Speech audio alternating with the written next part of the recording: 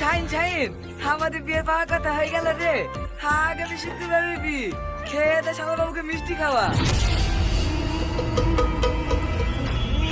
Shine, তোর এই অবস্থা কি করলো রে? টনি, টনি পালিয়ে গেছে।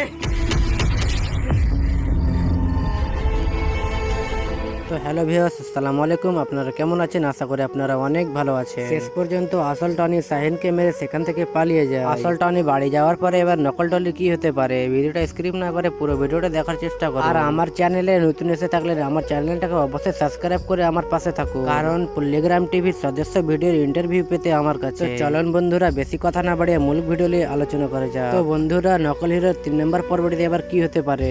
1 নম্বর পর্বটিতে আমরা দেখেছিলাম আসল টনিকে নকল টনি দিয়ে মাথায় বাড়ি মেরে অজ্ঞান করে দিয়েছিল। তখনই নকল টনি আসল টনি হয়ে গেল, কারণ আসল টনিকে বাড়ি নিয়ে এসে বেঁধে রাখা হয়েছিল। আর নকল টনি আসল টনি হয়ে এলাকাতে ঘুরে বেড়াচ্ছিল। আর নকল টনি আসল টনি হয়ে ভালো ব্যবহার করতে লাগলো। আমরা 1 নম্বর পর্বতে দেখছিলাম সালমাকে আসল টনি প্রপোজ করেছিল।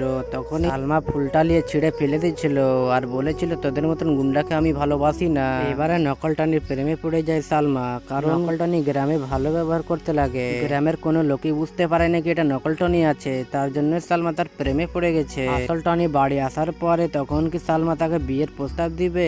কি হতে পারে 3 নম্বর পর্বটি, আপনারা মতামত জানাবেন কমেন্টে। কারণ নকল হিরো আসল হিরো হয়ে ঘুরে বেড়াচ্ছে এই এলাকাতে। আসল টনি বাড়ি আসার পরে রীতি আর আজিজের বিয়েটা ভেঙে যেতে পারে কি কমেন্টে জানাবেন। তো বন্ধুরা, নকল হিরো 3 নম্বর পর্বটি আপনাদেরকে কবে চাই আপনারা কমেন্টে জানাবেন। আর আমার চ্যানেলে নতুন এসে থাকলেন অবশ্যই চ্যানেলটাকে সাবস্ক্রাইব করে আমার পাশে থাকবেন। পুরো ভিডিওটা দেখার জন্য আপনাদেরকে ধন্যবাদ।